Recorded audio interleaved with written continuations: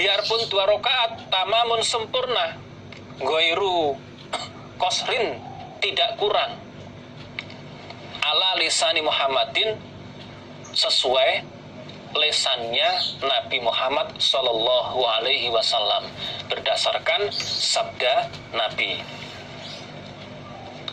Jadi Umar berkata, sholat Jumat, sholat Idul Fitri, sholat Idul Adha, sholat Qashar itu 2 rakaat.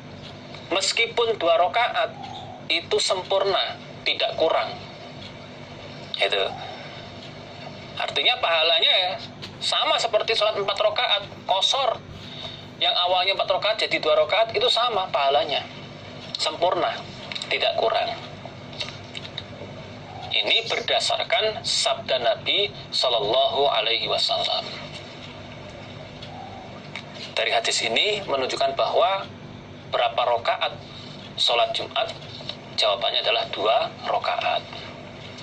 Qala berkata sapa Abu Abdurrahman, Abdurrahman bin Abi Laila iku lam yasma, tidak mendengar dia min Umar, dari Umar. Jadi perawi yang namanya Abdurrahman bin Abi Laila, dia tidak mendengar langsung dari Umar. Maka hadis ini secara sanad ada kekurangan, ada kelemahan.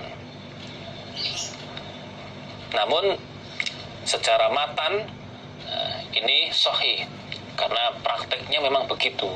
Sholat Jumat, sholat Idul Fitri, sholat Idul Adha, sholat Qashar itu 2 rakaat. Al-qiraatu bacaan fi sholatil jumu'ati, di dalam sholat Jumat, bisabihisma rabbikal a'la, dengan surat Al-A'la, wa hal ataka hadisul ghasyiyah, dan surat Al-Ghasyiyah.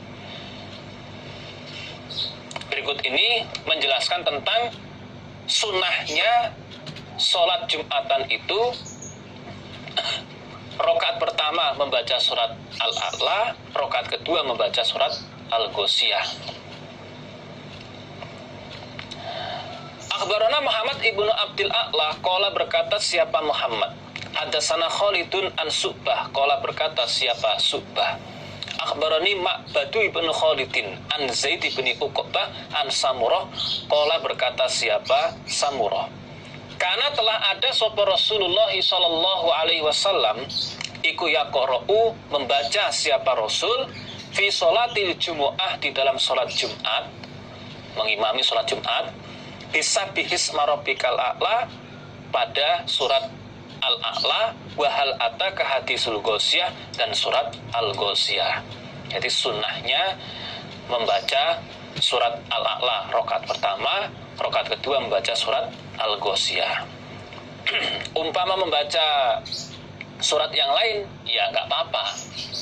Sebagaimana dalam hadis lain, Nabi juga pernah membaca surat yang lain. Ani bin Abbasin anna Rasulullah sallallahu alaihi wasallam kana yaqra'u yaumal jumu'ah fi sholati subhi alif lam mim tanzil wa hal ata 'alal insan wa fi sholatil jumu'ah fi suratil jumu'ah wal munafiqun. Dalam hadis lain, Nabi pernah membaca surat Jumat dan membaca surat Al-Munafiqun. Berarti boleh membaca surat yang lain selain Al-A'la, selain Al-Ghasyiyah. Man, barang siapa ada roka yang menjumpai dia rokatan pada 1 rokaat min sholatil jumu'ah, dari sholat Jumat. Saya ulangi, man, orang ada roka yang menjumpai dia rokatan pada 1 rokaat min sholatil jumu'ati, dari sholat Jumat. Berikut ini bahas tentang orang yang dia terlambat hanya menjumpai 1 rokaat dari sholat Jumat, itu bagaimana? Sah apa tidak Jumatannya? Akhbarana Qutaibah wa Muhammad ibn Mansur wa lafdu, dan lafad lahu baginya Muhammad bin Mansur, an Sufyan an Zuhri an Abi Salamah an Abi Hurairah anin Nabi, dari Nabi sallallahu alaihi wasallam. Qala, bersabda siapa Nabi, Man barang siapa adraka yang menjumpai dia min sholatil jumu'ati dari sholat Jumat, menjumpai rokatan pada satu rokaat, berarti dia terlambat dapat satu rokaat.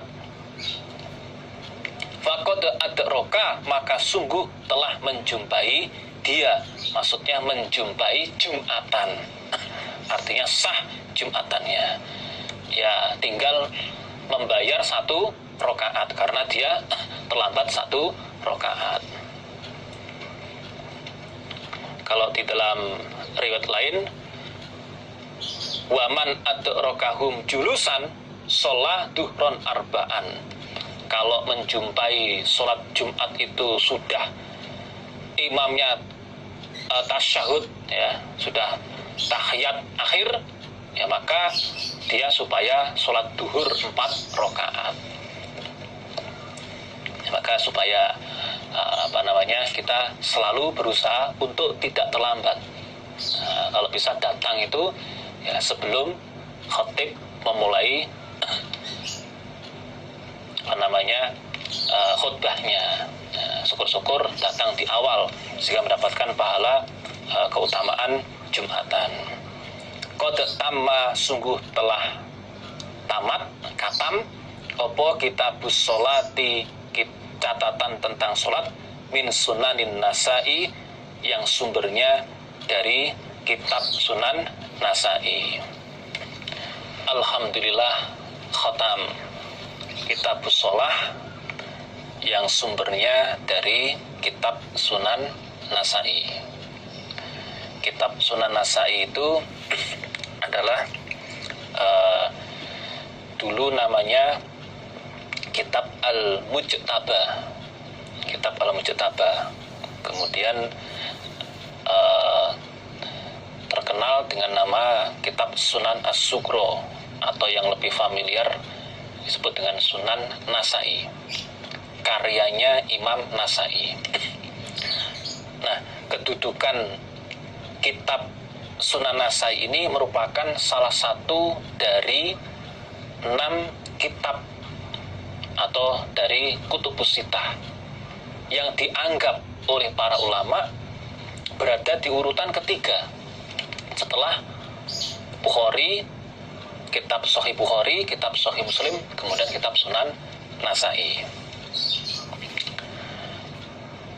Yang menulis adalah Imam Nasai, namanya Ahmad bin Su'aib bin Ali bin Sinan bin Bahr, yang julukannya sering disebut dengan Abu Abdurrahman. Nasabnya An-Nasai. Nasai itu sebuah negeri yang berada atau kota dari daerah Khurasan.